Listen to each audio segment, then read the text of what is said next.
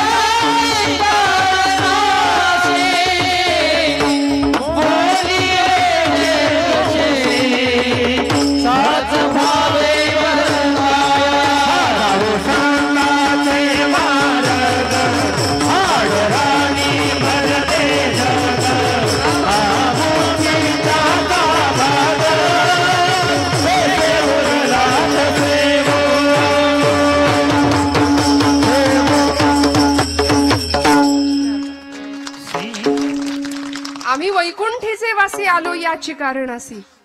खर तर हरिपाठामध्ये ज्ञानोबा म्हणतात, मागील या जन्मा मुक्त झालो तरी सुद्धा आम्ही इथे आलो. का हो? अंतःकरण तळमळलं. साध्या सोप्या शब्दामध्ये संतांना उत्तम पथप्रदर्शन करावं ही जाणीव होती. जगाच्या कल्याणा संतांच्या विभूती, देह कष्टविती परोपकारे, याकरता पुन्हा पुन्हा पुन्हा पुन्हा गर्भवास मागून घेतला आणि इथल्या जनांचा उद्धार करण्याचं एक ब्रीद हातामध्ये घेतलं होतं. पण मी म्हटलं ना की आमचा विश्वास नको तिथे जास्त आहे आणि जिथे ठेवायला हवा तिथे आम्ही विश्वास ठेवत नाही. मी मगाशी एक दृष्टांत सांगत होते की त्या डोंबाऱ्याच्या खेळामध्ये एका खांबापासून दुसऱ्या खांबाला किंवा दोन झाडांना बांधलेली ती दोर, त्या दोरामध्ये आपण जुनी मंडळी आहात, जाणती आहात, आपण तो खेळ पाहिलाय सगळ्यांनी. त्या खेळामध्ये ती मुलगी किंवा ती त्याची पत्नी त्या दोरावरून चालत असते, हातामध्ये काठी घेऊन समतोल साधत असते. ढोलग वाजवणारा तो पुरुष खाली आणि एक मुलगा थाळी फिरवणार आहे. तो खेळ संपल्यानंतर ती मुलगी किंवा ती पत्नी त्याची, त्या डोंबाऱ्याची, जसा दोर चालत असते सगळे लोक असे चित्रासारखे स्तब्ध होऊन तिच्याकडे पाहतात. तिची एकाग्रता, तिचं अनुसंधान हे होतं बरं का. पूर्वीच्या महिला फार अनुसंधान ठेवत होत्या, एकाग्र असायच्या. चिंतेपेक्षा चिंतन जास्त करत होत्या. आता उलट आहे. महिला वर्ग, आपला दिवस आहे आजचा बरं का. अनुसंधानच नाही हो. परवा एक आमच्या पुण्यातली एक गेली ना, माझी मैत्रीण गॅरेज मध्ये गेली गाडी घेऊन, स्कूटी घेऊन, आणि म्हणाली ब्रेकच लागत नाही. तो गॅरेजवाला म्हणाला तुमच्या चपला बघू जरा. चप्पलचं सोल गेलंय म्हणाल्या, ते बसवून घ्या नवीन, ब्रेक आपोआप लागेल. पुण्यात ज्यांनी गाडी चालवताना पाहिलंय महिला वर्गाला त्यांना पटकन कळून जाईल माझं म्हणणं. अनुसंधान नाही, एकाग्रता नाही, जीवनाकडे बघण्याचा सकारात्मक दृष्टिकोन नाही, सतत नकार भरलाय जीवनामध्ये सतत. आणि मी नेहमी म्हणते निगेटिव्ह माणसांपासून 2 हात लांब राहावं. कोरोनात कसे आपण डिस्टन्स मेंटेन ठेवत होतो तसं लांब राहायचं. कारण ही माणसं अशी समोर भेटतात आणि संसारी माणसाला ओळखण्याची तीच खूण आहे. कसं ओळखायचं? 2 संसारी माणसं, तुमचं काय बाबा, बरं आहे काय, कसं काय चाललंय, बरं आहे का विचारलं की पुढचा माणूस म्हणतं काय ढकलायचं कसं तरी रडत रडत. ही अशी नकारात्मकता इतकी जीवनात भरली आहे ना. त्यांनी कीर्तन ऐकावं, रोज रोज कीर्तन ऐकावं. कारण कीर्तन आम्हाला निर्भय बनवतं, अध्यात्म आम्हाला जगण्याची दृष्टी देऊन जातं बरं का. त्या मुलीनी चालायला सुरुवात केल्यावर सगळी मंडळी तिच्याकडे स्तब्धतेने पाहतायत. आणि जशी ती खाली उतरली तशी तिने तिच्या लेकराला सुद्धा घेतलं होतं बरं का. दोरीवरनं चालताना लेकराला घेऊन चालत होती. खाली उतरल्याबरोबर सगळी मंडळी म्हणाली अजून एकदा चाला, म्हणाले अजून एकदा चाला. ती म्हणाली मला आता भीती वाटते, म्हणाले मला जमेल का. सगळी माणसं म्हणाली हो हो ताई तुम्ही छान चालाल, आता तुमच्या बाळाला घेऊन तुम्ही दोरी चालली, आता परत एकदा चालाल का आमच्यासाठी. चालेल म्हणाले. तुमचा विश्वास आहे का माझ्यावर. हो म्हणाले विश्वास आहे. नक्की नक्की मला जमेल. हो हो आमचा पूर्ण विश्वास आहे म्हणाले. चला. बरं म्हणाली ठीक आहे, तुमचा एवढा विश्वासच आहे ना, तर आता असं करूया, माझं लेकरू मी खाली ठेवते, तुमच्यापैकी कुणाचं तरी लेकरू मला द्या, त्याला घेते खांद्यावर किंवा कमरेवर आणि मग दोरी चालते म्हणाल्या. चालेल का. सगळी माग सरकली. मग मगाशी दाखवलं ते काय होतं. तो विश्वास होता का. तो विश्वास नव्हता. तो समर्पण भावाने केलेला ठेवलेला विश्वास नव्हता. म्हणून असं आहे की you believe in God but you don't trust him. तुम्ही त्याच्यावर विश्वास नाही ठेवत, तात्पुरतं असेल बाबा देव, असेल बाबा, पूर्ण समर्पण भावानी नाही. उपास करणारा माणूस सुद्धा दिवसभर संशयात असतो, काय माहिती देव आहे की नाही, केलेला उपास वाया जायचा माझा. परवा तर एक जण भेटला, ताई 108 बेलपत्र रोज शंकराला वाहतो म्हणाले, शंकर काही पावतच नाही. तुम्ही म्हणाल तर दत्ताकडे जाऊ का आता. विश्वास नाही, प्रपंचामध्ये विश्वास नाही, जीवनामध्ये विश्वास नाही. तुकोबाराय संतांवर विश्वास ठेवायला सांगतात. इथं माणसातल्या माणसावर आमचा विश्वास नाही, दगडातल्या आणि पाषाणातल्या भगवंतावर आम्ही कधी विश्वास ठेवणार. तो भगवंत दाखवून देणाऱ्या संतांवर आम्ही कधी विश्वास ठेवणार. कारण आम्ही प्रचंड, थोडा वाईट शब्द वापरते, नतद्रष्ट माणसं आहोत की आम्ही लबाड आहोत. लबाड भक्तीच्या प्रांतामध्ये आम्ही लबाड भक्ती करतो. बरं परमेश्वराकडे सकामतेने जातो. काही हवं असलं तरच त्याच्याकडे जातो. काय हवं होतं माझ्या नामदेव महाराजांना. आईने सांगितलं नाम्या जा पांडुरंगाला नैवेद्य अर्पण करून ये. माझ्या आवडीचा दृष्टांत आहे आणि आपल्या सगळ्यांच्या माहितीतला किस्सा आहे हा, नामदेवांच्या चरित्रातला. 5 वर्षाचं लेकरू धावत गेलो, सकाळी पहाटे उठलं होतं. दामा शेट्टीने सांगितलं होतं नाम्या उद्याचा नैवेद्य पांडुरंगाला तू द्या, मी परगावी जाऊन येतो. सकाळी उठले आणि आईच्या मागे लागले सकाळपासूनच, आई लवकर जेवायला कर, लवकर जेवण तयार कर, नैवेद्य तयार कर, मला पांडुरंगाला द्यायचंय. आई म्हणली नाम्या कार्ट्या देव काही उठल्या उठल्या जेवायला बसणार आहे, अरे थांब जरा उजाड उतर दे. आणि मस्त नैवेद्याचं ताट तयार करून दिलं, केळीचं पान वरती झाकलं आणि नेलं राऊळामध्ये नामदेवांनी. दुडू दुडू दुडू दुडू धावत. 5 वर्षाचं लेकरू. आठवा काय 5 वर्षाची आमच्या घरातली लेकरं आठवा. वरातीत मात्र नाचायला पुढे असतील. आता माझी सटकली, अजून काय काय काय काय सगळं त्यांच्या मुखात पटपट पाठ होऊन जाईल. अथर्वशीर्ष रामरक्षाऐवजी भगवद्गीतेऐवजी सगळं पाठ होईल. का हो. कारण आमचा विश्वास नाही आमच्या तत्वज्ञानावर, आमच्या संत वाङ्मयावरती, आमच्या धर्म भावनेवर. परवा अमेरिकेमध्ये टेक्सास नावाच्या शहरामध्ये, अलीकडची गोष्ट आहे बरं, 10,000 विद्यार्थ्यांनी, तिथल्या शाळेतल्या 10,000 मुलांनी एकत्र गीता पठणाचा अभ्यास केला. एकत्र गीता पठण केलं होतं. या टाळ्या तुम्ही वाजवताय अमेरिकेतल्या पोरांसाठी, या टाळ्या आपल्या पोरांसाठी वाजल्या पाहिजे. एकत्र गीता पठण 10,000 मुलं, त्यांना म्हणता सुद्धा येत नाही, ते हरे राम हरे कृष्ण असं म्हणतात.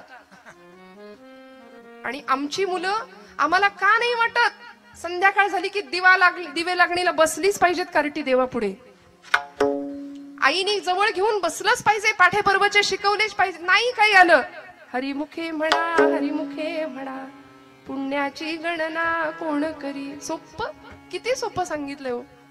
मी नेहमी म्हणते, माता भगिनींनी रोज स्वयंपाक करताना हे सगळं म्हटलं पाहिजे विश्वासाने. संतांवर विश्वास असेल तर संतांनी दाखवलेल्या मार्गावर आम्ही नीतिमत्तेने आणि डोळे झाकून चालू. पण तिथेच आमचा विश्वास कमी पडतोय थोडासा. महाराज म्हणतात, माझा विश्वास त्या चरणांवरती आहे.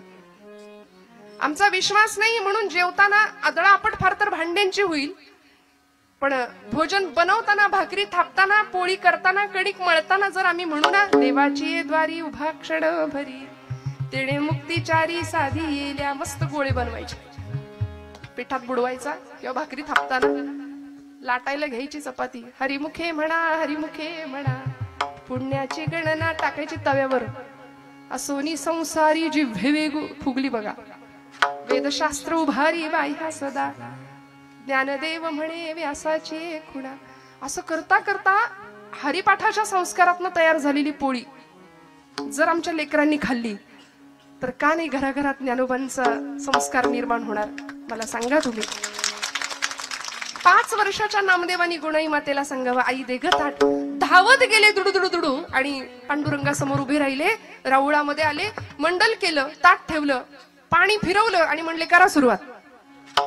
एवढ्या आर्जवानं देव जेवणार आहे का हो? आमच्याकडून जेवलाय कधी?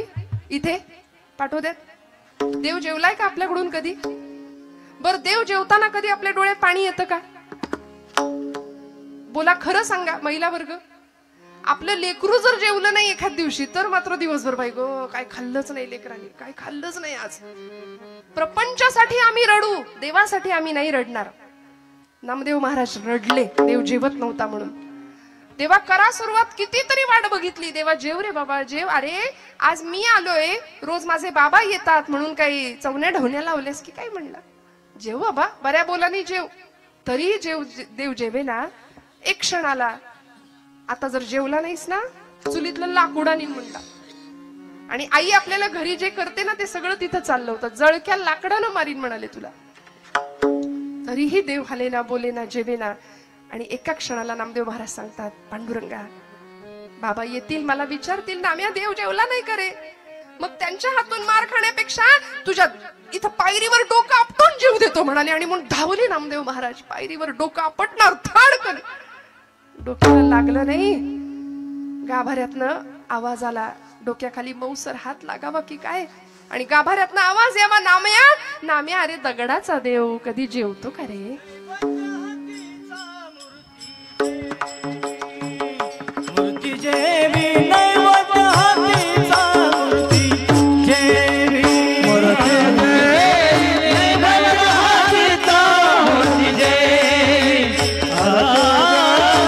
नैवत हातीचा, मूर्ती जेवी नो हे हात मान महिमा संतांचा, नो हे हात मान महिमा संतांचा.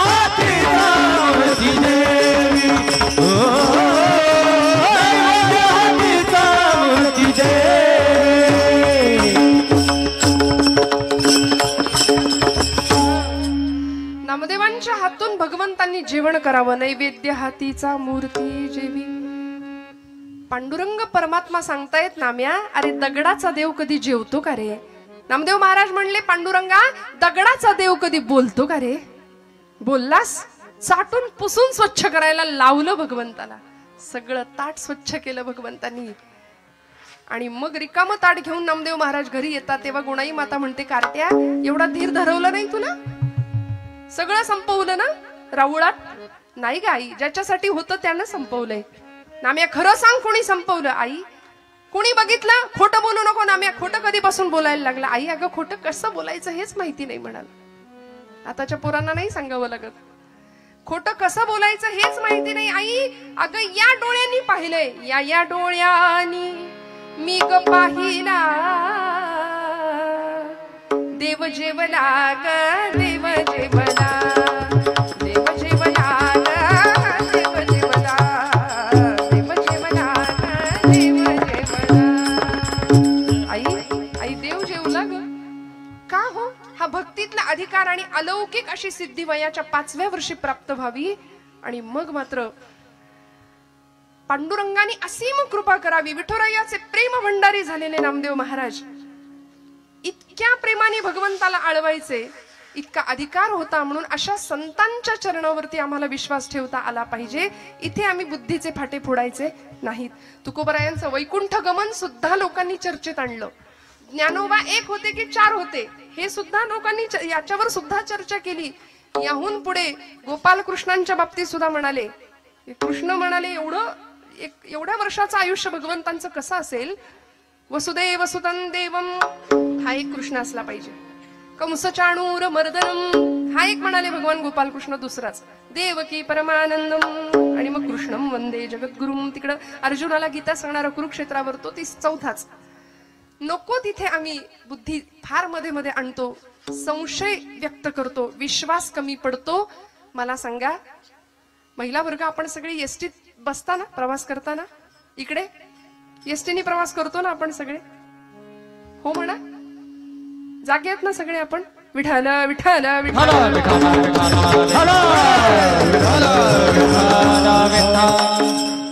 सध्या एसटी आपलीच आहे की नाही? मग एसटीत बसल्यानंतर कुठे बसता तुम्ही? कुठे बसता, मागे की पुढे? पुढे जागा असली तर पहिली पुढे धरून बसू ना आपण जागा. काय अनुभव आहे पुढे बसल्यानंतर आणि सगळ्यात शेवटच्या सीटवर बसल्यानंतर? काय अनुभव असतो? हा, क्या बात आहे. With action. विठ्ठल विठ्ठल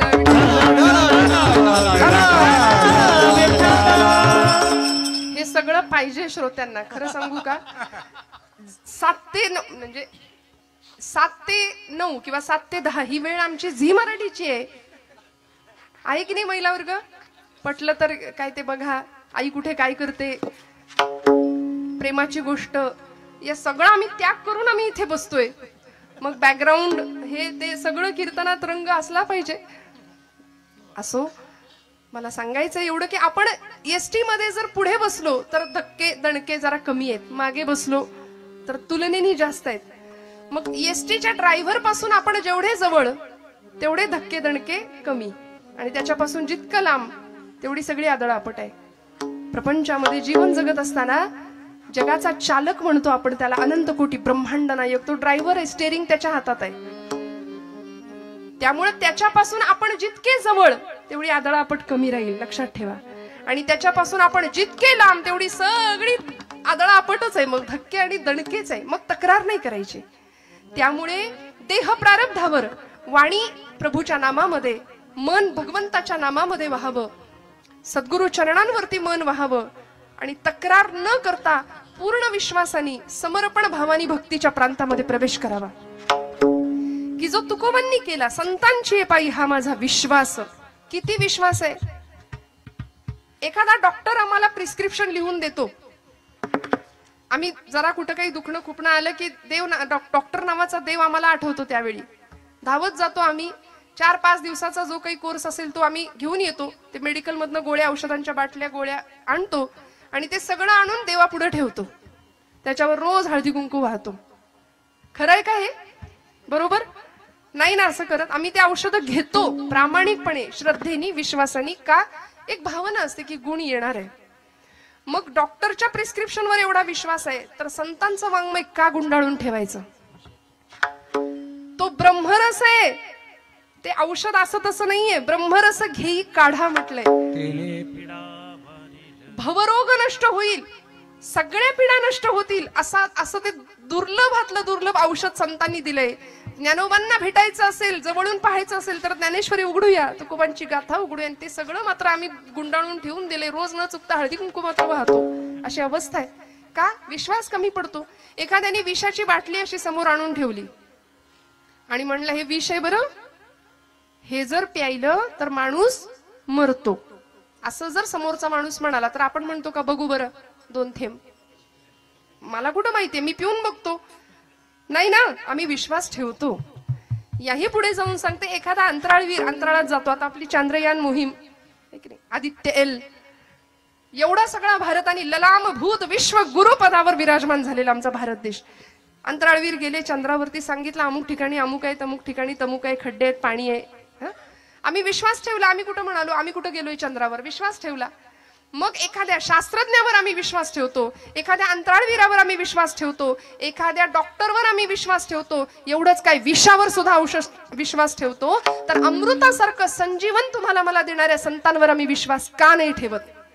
तुकोबांनी तो विश्वास ठेवला आणि नुसता ठेवला नाही, सर्व भावे दास झालो त्यांचा, सर्वांगानी दास्यत्व स्वीकारलं, समर्पण भावानी. आम्ही काय म्हणतो माहितीये, मीराबाईंनी म्हणावं, मेरे मेरे तो गिरिधर गोपाल दूसरा न कोई. असं मीराबाई म्हणतात, मेरे तो गिरिधर गोपाल दुसरा न कोई. आम्ही म्हणतो, हाही माझा, तोही माझा, तूही माझा, तसा देवा तूही माझा. हे धाडस फक्त मीराबाईंनी करावं. का? आमचा विश्वास कमी आहे.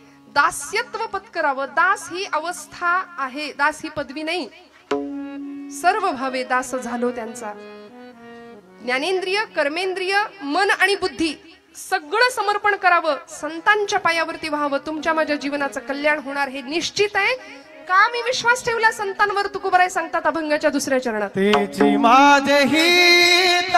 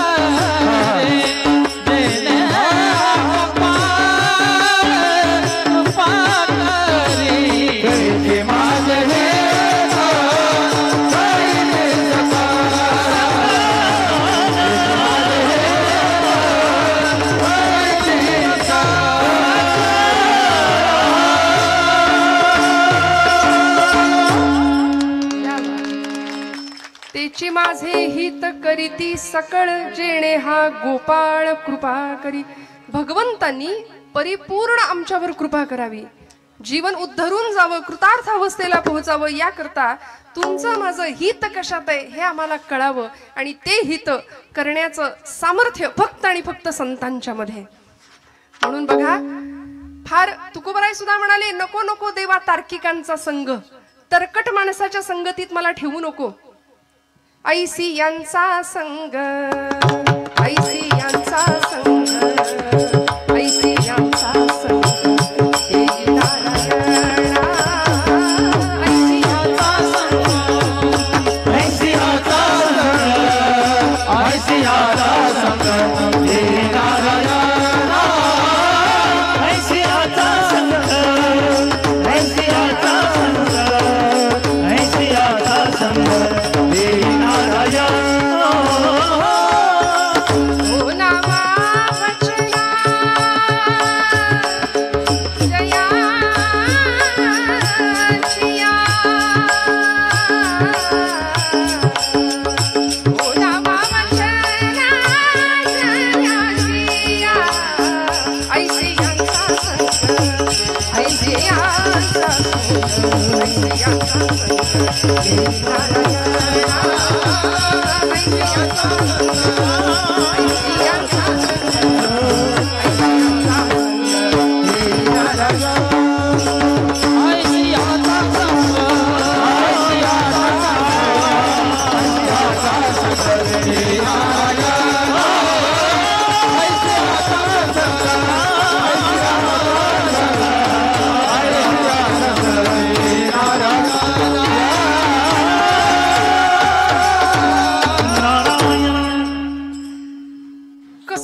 वागायचं, कसं बोलायचं, कसं आचरण करायचं, जीवन जगण्याची उत्तम आचार संहिता ज्यांनी आम्हाला दिली आहे ना, ओलावा वचना जयांचिया, ज्यांच्या वचनांना भगवंत प्रेमाची ओल होती. बोलू ऐसे बोल जेणे बोले विठ्ठल डोले. माझ्या बोलण्याने समोरच्याच्या हृदयातला विठ्ठल परमात्मा डोलला पाहिजे, असं आमचं बोलणं असलं पाहिजे. आणि हे संतांनी तुम्हाला मला शिकवलंय. सर्वतोपरी हित करण्याचं सामर्थ्य ज्यांच्यामध्ये आहेत असे संत, तेची माझे हित.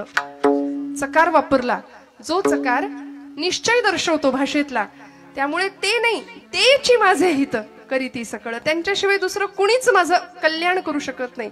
आणि खरं सांगू, तुमचं माझं कल्याण व्हावं असं या जगामध्ये जर कुणाला वाटत असेल तर ते आपले माता पिता आणि संत. या व्यतिरिक्त तुमचं माझं पूर्ण कल्याण व्हावं असं नाही कुणाला वाटत. त्यामुळे तुमच्या माझ्या कल्याणाची भूमिका घेऊन इथं अवतरित झालेले संत, तेची माझे हित करीती सकळ जेणे हा गोपाळ कृपा करी. बरं, माझ्या जीवनाचं कल्याण होणारे त्यांच्या पायाशी गेल्यानंतर हे ठाऊक होतं हिंदवी स्वराज्य संस्थापक छत्रपती शिवप्रभूंना. म्हणून तर पुण्यामध्ये उपाशी विठोबाला किंवा निवडुंग्या विठोबा मंदिरामध्ये जर तुकोबारायांचं कीर्तन रंगलं असेल तर छत्रपती शिवप्रभू आवर्जून कीर्तनामध्ये येऊन उपस्थित राहायचे. पूर्ण समर्पण भाव होता. आता इथे सुद्धा लोकांनी आपली बुद्धी फार समोर आणली आणि त्याच्यामध्ये संवादापेक्षा वादच घातला की छत्रपतींचे गुरु नेमके कोण, समर्थ की तुकाराम महाराज. खरं तर हे दोनही समकालीन संत आहेत. दोघांनीही आपापला मोठेपणा मान्य केला होता एकमेकांचा. इथे आम्हाला संवादापेक्षा वादात रस आहे. मला असं वाटतं वाद घालणाऱ्यांना घालत बसू द्या, आपण त्यातला संदेश घेऊया, अर्क घेऊया, जीवनाचं मर्म शिकूया. छत्रपती शिवप्रभूंनी तुकोबारायांचा आदेश घेतला, तुकोबारायांचं मार्गदर्शन घेतलं. भक्ती आणि शक्तीचा संगम जीवनामध्ये व्हावा. समर्थ रामदास स्वामींचंही शिष्यत्व पत्करलं. आणि ज्यावेळी अफजल खान नावाचा क्रूरकर्मा पठाण येत होता इकडे स्वराज्याच्या दिशेने चालत, त्यावेळी राजांनी तुकोबांना विचारावं, महाराज काय करू? महाराज म्हणतात, शिवबा विंचू देव्हाऱ्याशी आला, देवपूजा नावडे त्याला, तेथे पैजाराचे काम अधमाशी तो अधम. विंचू जर देवपिंडीवर बसलाय आणि आपण पूजेला गेलो तर आपण म्हणू का, विंचू स्वामी तुम्ही शंकरापेक्षा मोठे आहात, तुम्हाला सुद्धा अभिषेक नाही ना? तेथे पैजाराचे काम अधमाशी तो अधम. समर्थ रामदास स्वामी छत्रपतींना सांगायचे, शिवबा उद्धटासी उद्धट, खटनटासी खटनट. आज आम्हाला हे शिकण्याची गरज आहे हो. कुणीही येऊन कधीही येऊन आमच्या धर्मावर वल्गना करतं, नको नको त्या गोष्टी बोलून जातं. काल दत्त जयंती झाली, परवा कॉलेजच्या एका मुलाने मला प्रश्न विचारला, ताई बायोलॉजिकली हे शक्य नाही म्हणले, 3 शिरे 6 हात, काही काय सांगता?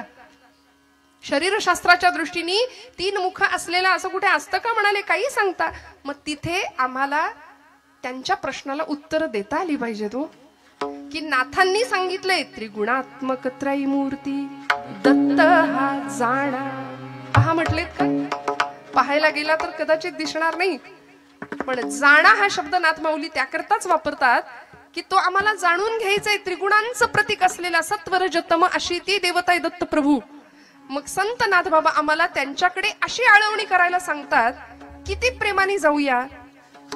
आमचं हित जर आम्हाला कळत असेल ना तर दत्तप्रभूंच्या चरणावर शरणागती पत्करावी.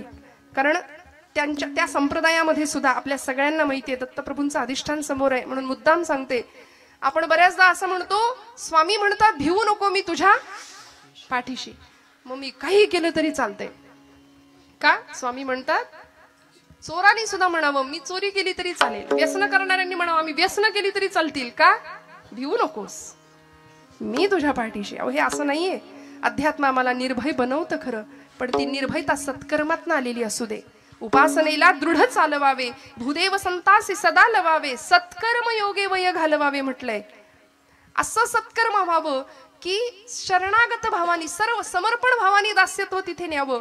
म्हणून त्यांच्या अवतारांमध्ये सुद्धा श्रीपाद श्री वल्लभ स्वामी गाणगापूर, नृसिंह सरस्वती लाडाचं कारंज, कर्दळी वनात जे प्रकट झाले असे स्वामी समर्थ, आणि अलीकडच्या काळापर्यंत अगदी वासुदेवानंद सरस्वती टेंबे स्वामी महाराज दत्तावतारी, हे सगळे सत्पुरुष आहेत.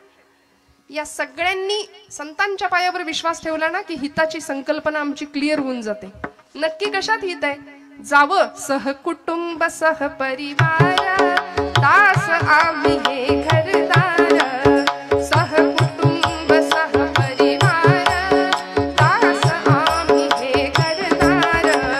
तव पदी अर्पू असार संसार हितहार तव पदी अर्पू असार संसार हितहार परिहरिसी करुणा सिंधू तू दीन दयाळ सुबंधू आम्हा अधलेशन बाधो वासुदेव प्रार्थित दत्ता शांत हो श्री गुरुदत्ता मम चित्ता शमवियाता शांत हो श्री गुरुदत्ता मम चित्ता शमवियाता शांत हो.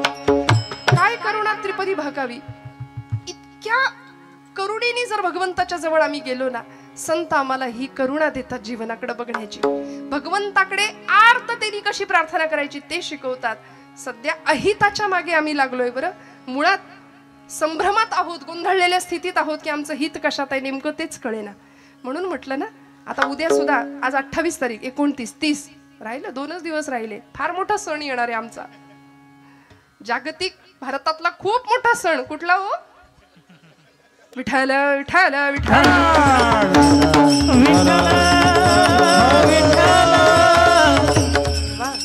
स्वतःला तरुण म्हणणारे सगळी मंडळी. आता बघा तुम्ही संस्कृतीचं कसं अधपतन आजूबाजूला दिसतंय. हिंदू धर्माचे पाईक म्हणवणारे सुद्धा संस्कारांची कशी विटंबना होताना आजूबाजूला पाहताना आम्ही पाहू. आणि अशा वेळी डोळे झाकून जर घेतले ना, तर मग आम्ही जर वेळीच नाही बोललो तर आमच्यासारखे मग दुर्दैवी आम्ही ठरू. पुढच्या पिढी समोर सगळा अंधार निर्माण करण्याला पालक म्हणून आम्ही जबाबदार असू. येथ वडील जे जे करीती तया नाम धर्म ठेवती माऊली म्हणते ना, तर आम्हाला सावधपणे वडीलकीची भूमिका बजावलीच पाहिजे. कारण तुकोबांच्या तालमीमध्ये, समर्थांच्या तालमीमध्ये शिकणारे समर्थ छत्रपती शिवप्रभू ज्यावेळी आईच्या गर्भामध्ये होते त्यावेळी आई गर्भातल्या बाळाला सांगत होती, शिवबा जन्माला ये पण जळण्याच्या तयारीने ये माझ्या राजा. कारण आजूबाजूला सगळा अंधार आहे, सगळा अंधकार आहे. 350-400 वर्ष गुलामीच्या अंधकारात महाराष्ट्र चाच पडतोय. आणि या अंधाराचा नायनाट करायचा असेल ना, तर जळण्याच्या तयारीने ये माझ्या राजा. एवढ्याशा पणतीनं जर जळायचं ठरवलं ना, तर मोठ्यात मोठ्या अंधाराचा नायनाट करता येतो. आणि जन्म झाला 5 वर्षापर्यंत शिवनेरीवर लहानाचे मोठे झाले किल्ल्यावर. 5व्या वर्षी ज्यावेळी पुण्यामध्ये आले ना, त्यावेळी आईला विचारावं, आई कुठाय माझा वाडा, कुठाय माझा घोडा, कुठाय माझं सैन्य. का हो? त्या माऊलीनी हिताचा विचार केला म्हणून शककर्ते राजे छत्रपती घडू शकले. आजची आई मुलांच्या हिताचा विचार करतेच असं नाही. आपुलिया हिता जो असे जागता धन्य माता पिता तयांची. म्हणूनच का माता पित्यांना धन्यवाद दिले तुकोबरायांनी? कारण जे माईबाप पालकांच्या हितासाठी, मुलांच्या हितासाठी जागे आहेत ना, त्यांनाच धन्यवाद दिलेत. बरं,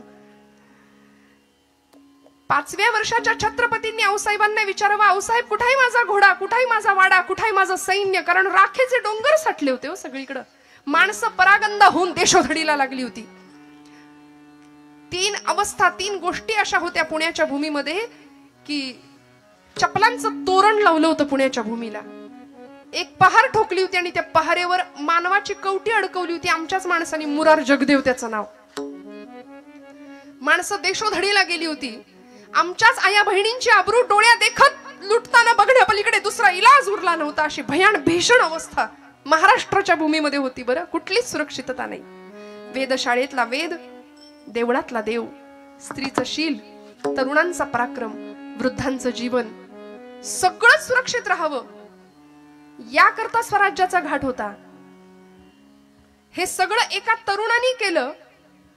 आज आमचा तरुण स्वतःला तरुण म्हणवतो, पण संध्याकाळ झाली की त्याला धरून आणावं लागतंय. 31 डिसेंबरचा मी उल्लेख केला. व्यसन आणि फॅशन याच्या नादी आम्ही लागू. मी हात जोडून सांगते आपल्याला, माझ्यावर विश्वास ठेवा. महाराष्ट्रामध्ये नव्हे सगळीकडेच 31 डिसेंबरचा दिवस भजन साजरा करूनच झाला पाहिजे. त्या दिवशी जागर घाला भजनाचा, हरकत नाही. पण नको त्या व्यसनाला आणि वाईट प्रवृत्तीकडे जर आमची पिढी जात असेल ना, तर छत्रपतींच्या महाराष्ट्रात राहण्याची आमची खरं तर पात्रता नाहीये. ज्या राजाला सुपारीच्या खंडाचं सुद्धा व्यसन नव्हतं, त्या राजाची शिवजयंती मशाल घेऊन धावणाऱ्यांनी किती अंतर काटलं, हे त्यांनी मद्य किती प्यायलं, किती बाटल्या रिचवले, याच्यावर दुर्दैवाने ठरतंय. फक्त राजांसारखं दिसणं, याला जे आम्ही इम्पॉर्टन्स दिलेत ना, फक्त राजांसारखं दिसणं, मला वाटतं असणं फार महत्वाचं आहे छत्रपतींसारखं.